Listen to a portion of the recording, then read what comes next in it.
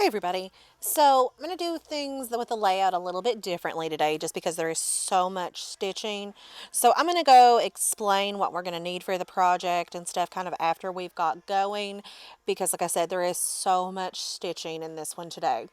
So let's kind of start out today talking about what we're going to be going over with. We are going to be doing the butterfly quilted blocks for the butterfly layout. So if you are doing the layout where you are not using any of the butterfly blocks and you are instead making 4 of each kind of individual sampler bouquet, then this is not going to be part of the series that is needed for you. We are going to be making several butterfly blocks for those doing the butterfly layout, and we are going to be doing several different kinds. So we are going to be diving in today of your main butterfly block. So the one that you see before you on the screen, we are actually going to be making 20 of this guy. So he is going to be kind of in the center throughout just to give this beautiful texture to it. And when we have the full layout and we go to put it together, we'll be doing some videos on that. But just know for right now that if you are doing where you are making 4 of a kind of the sampler blocks, you do not need to make any of the butterfly blocks. But if you're doing the butterfly layout, this is where we need to be.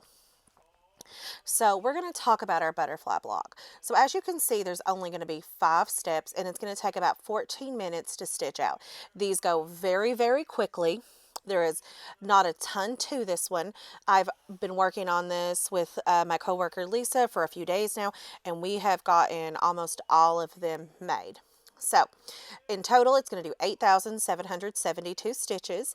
And again, if you're going to need to pick which size you need. So if you're going to be doing the 5-inch squares or the 8-inch squares, we are doing the 8. Now, to begin with, I have threaded my machine up with my background quilting color, which I am using Exquisite Color ES 165, which is what I currently have on. I have my design loaded in the 8-inch size, as you can see here on my Brother Avenir. I'm going to pan over here to my hooping area. And if you would like to use the battleizer, you would just cut a piece large enough to fit at least an 8-inch hoop. Or I have used a piece of no-show mesh. And then I also have a piece of 100% cotton, or is this 80-20 cotton batting? I think it's 80-20. I have a piece of 80-20 cotton batting. So what I have done is I have centered my batting into my hoop because the first thing it's going to do is our tack down placement line for our batting, and that is where I'm actually going to trim my batting away.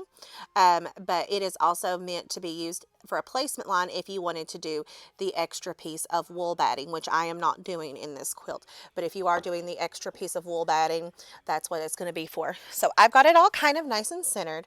And all I'm going to do is lower my foot. I'm going to hit start and I'm going to do machine stitch step 1. And that is going to, for me, tack everything down into place. And again, if you are doing the wool batting edition, it's going to give you an outline area to place the wool batting down.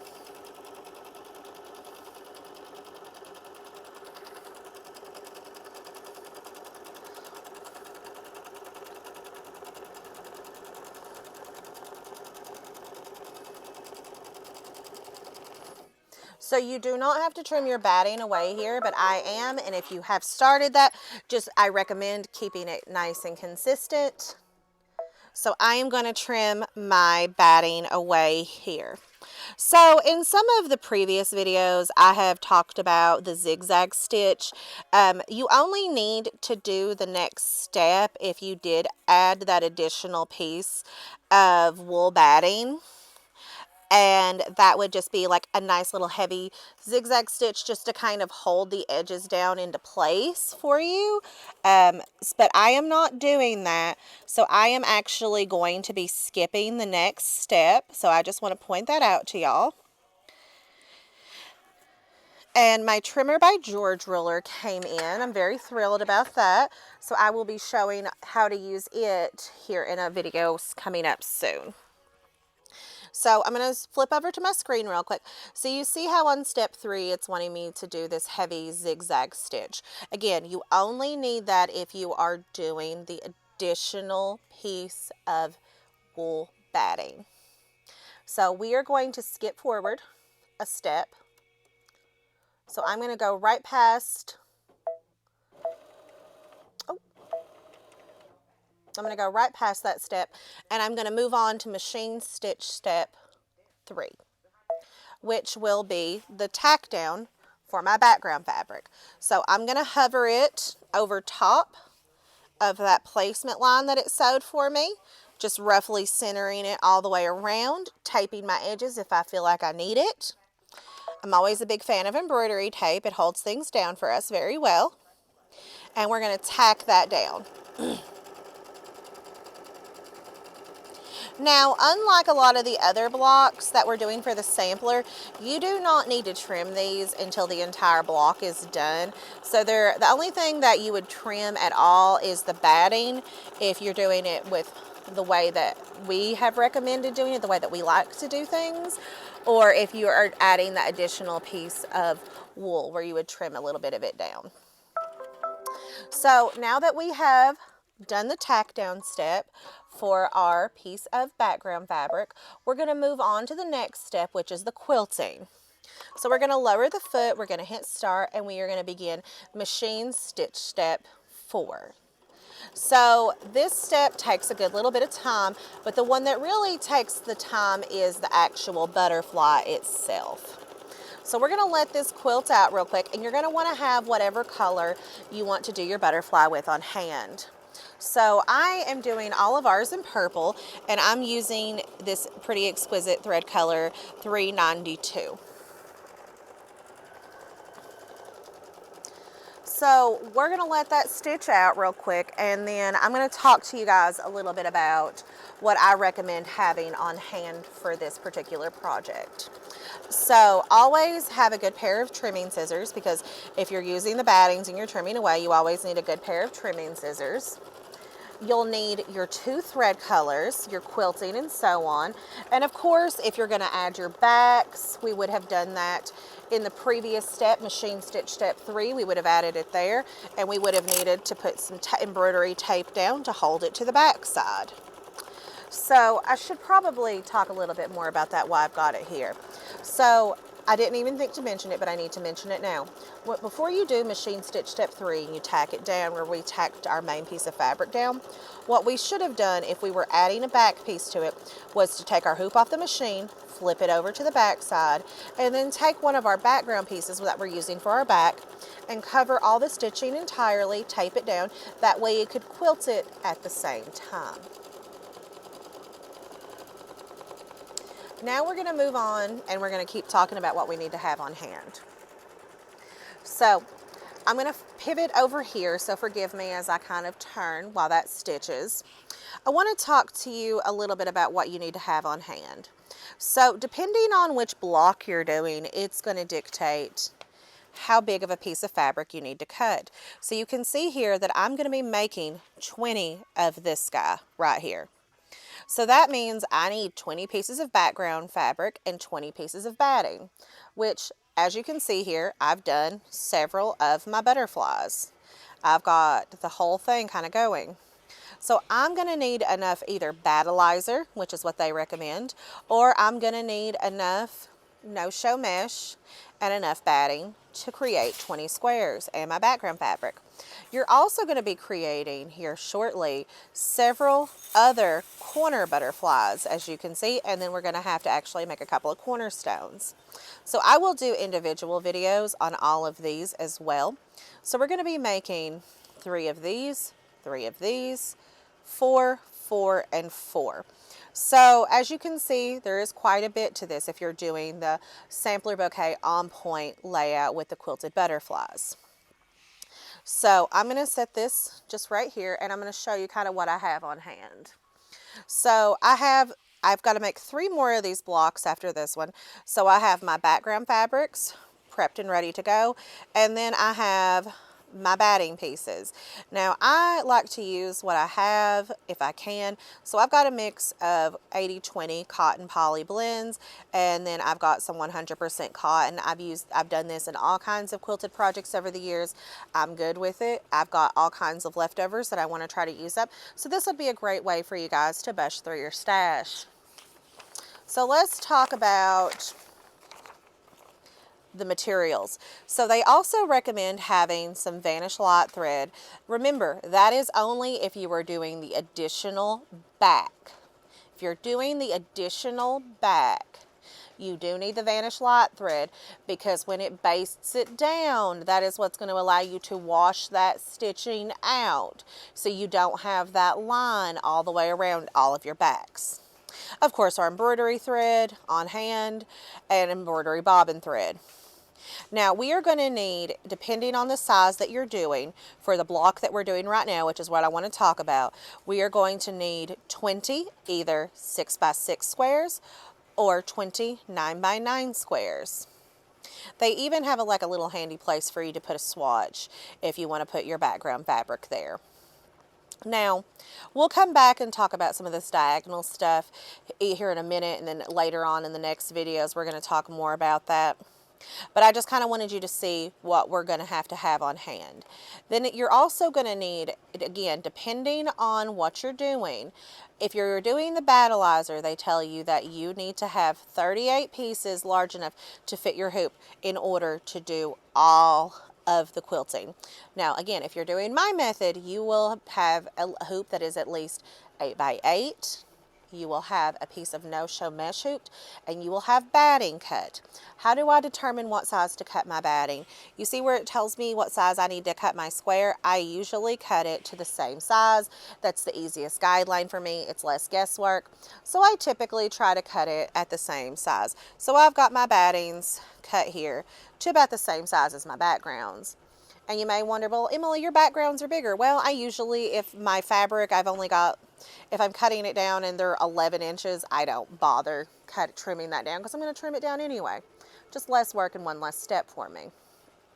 So again, have on your Vanish Light thread on hand if you need it, and then have your background color and your butterfly color. This one goes, like I said, very quickly, but you do need to make several of them. So we're ready for a thread change. So let's pivot back over to the machine. Now, it has done this absolutely beautiful butterfly quilting area, and it has done all of this gorgeous trapunto work. So it's kind of like a faux trapunto. And now one thing I'll mention to you is on some of the butterflies, I noticed that it kind of puckers to the inside. Don't worry. I was worried about that on the first several that I did, but it has all smoothed out once we have done the butterfly embroidery. So don't get alarmed if you see a little bit of fabric coming inward. It all comes out in the wash. So it does this really nice heavy feather quilting all the way around it. I absolutely love the quilting they're doing in this. I think it's lovely. So let me set my camera down and slide my hoop back on, and we'll go ahead and switch threads. So this is the only time that I am personally changing threads through the whole project. We're going to switch out here, and we are going to switch to our purple.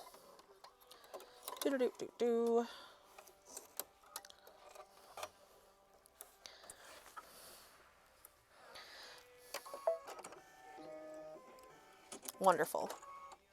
And then we're going to lower our foot, we're going to hit start, and we're going to start stitching out our butterfly. Now this is where the majority of the time it goes. It really is pretty darn time consuming.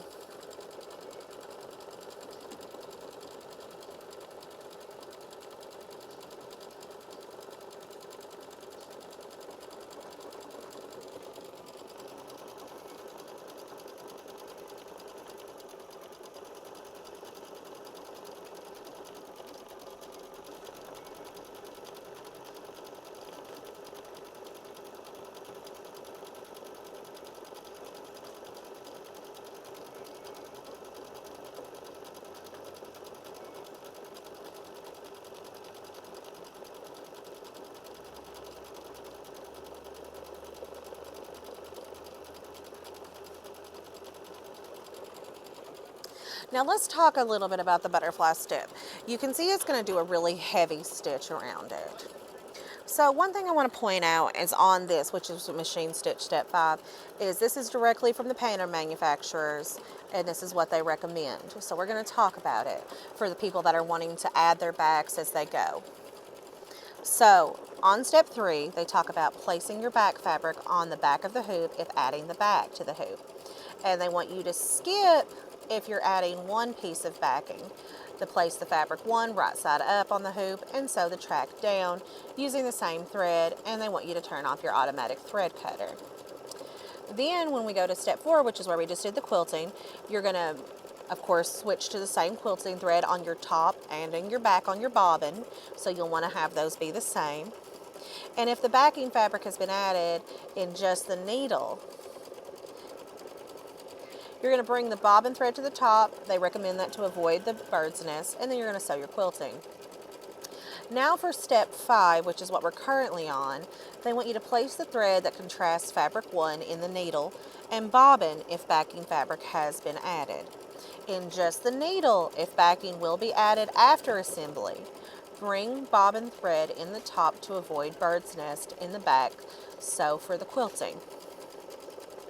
So it gives a pretty decent explanation, and then there's also talking about in these other steps how you're going to avoid certain things when you're doing like some of your corner pieces.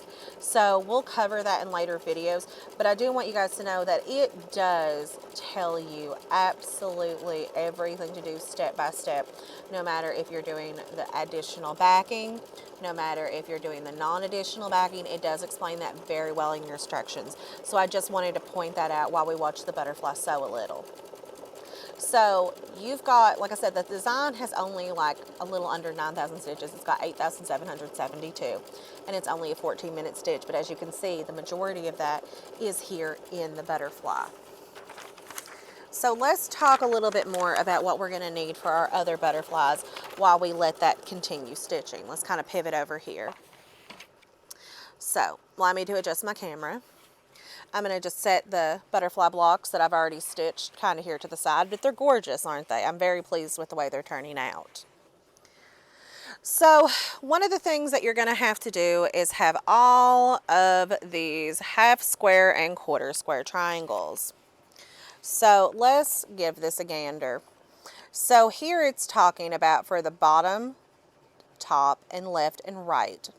It wants us to have 5-inch or 8-inch blocks. We are going to cut 10 by 10 squares, and we are going to need a grand total of 7 of those, and we are going to cut those into half square triangles, which is what I've got here. I've got these cut in to half square triangles. And then I did the same thing for the batting. I cut them 10 by 10, and then I've cut them into half square triangles here. Then you are also going to need for the optional backing. So if you were doing the optional backing, you are going to need 5-inch or 8-inch as well. Pay attention to which size you're doing. You're going to need, again, 7 and 7, depending on which size you're doing, but you'll need 7 no matter what. You're going to do the same thing, 6.5-inch or 10-inch, and again, you're going to cut them on the half square triangle. And that is for, again, the bottom, the top, the left, and the rights. Then we're going to talk about the quilted corner butterflies. So this one's a little odd. You're actually going to cut these into quarter square triangles, which is what I have here. So you are going to need 1 square. Depending on the size of the quilt that you're doing, you're either going to have a 7-inch or you're going to have a 10.5-inch. And then you are going to cut it, as you can see here, twice on the angle. So you're going to slit it, and then you're going to slit it again, which is what I've done here. So this was once a 10-inch square, and I've cut it in half on the angle, and then I've cut it in half on the angle a second time. And then you're going to do the same thing if you are doing the additional batting like I am with it. So that is at your discretion if you're doing it that way. Now, if you're doing the optional back addition, you will do the same exact thing. You will do the 5-inch or the 8-inch, and you will take 1 square at either 7 inches or 10.5 inches, depending on the size that you're doing, and you will slit it on one angle and slit it on the opposite angle. And it gives you a nice little description right here. So cut on the diagonal and cut on the diagonal in both directions. So it's pretty self-explanatory, and I like that. It's also going to talk about here for the optional wool, and they give you some recommendations about that as well. I am not doing that, but those instructions will be there for you. It's going to talk about cutting it as well, and it's basically just going to follow in the same guidelines. Now, where we're doing the optional butterfly blocks right now, it's going to talk about your optional backing. So same thing, if you were doing the optional back for the quilted butterflies, you're going to need 20 of either the 5 or the 8 inch, and it's going to give you the same sizes it does for your block, which is pretty nice. So I like the fact that they give you the option to put swatches here. It's pretty self-explanatory. It's very straightforward. And they also give you a nice little layout for another optional little project you could do. So this is really cute, and you could do as many butterfly blocks in the center of this to make this as long as you would like, which I think is very sweet. I think this would be a gorgeous table centerpiece. I think you could do several more on the inside, and you could make a really gorgeous bed runner at the foot of your bed. So there's a lot of different options that you have. But remember, we are going to be making several quilted butterfly blocks. So let's pivot back over to the machine because it's getting close to done now. Not done, but close. So it does a really nice outline stitch of the butterfly wings, which I think is just really pretty. And then it does a little bit of a heavier satin stitch for the little ends of the antennas. And then I absolutely love the way that it quilts. Not quilts, but it does like an overlay. It kind of textures it, almost gives it a crosshatch look. It's like an in-depth, almost embossing kind of look on top of a kind of a mock trapunto. So I love the way that looks on the center of that butterfly. So I'm going to grab one that I've got finished over here, and I want you guys just to kind of look at that weave. It's just absolutely gorgeous. I love the way they did the butterfly body in this one.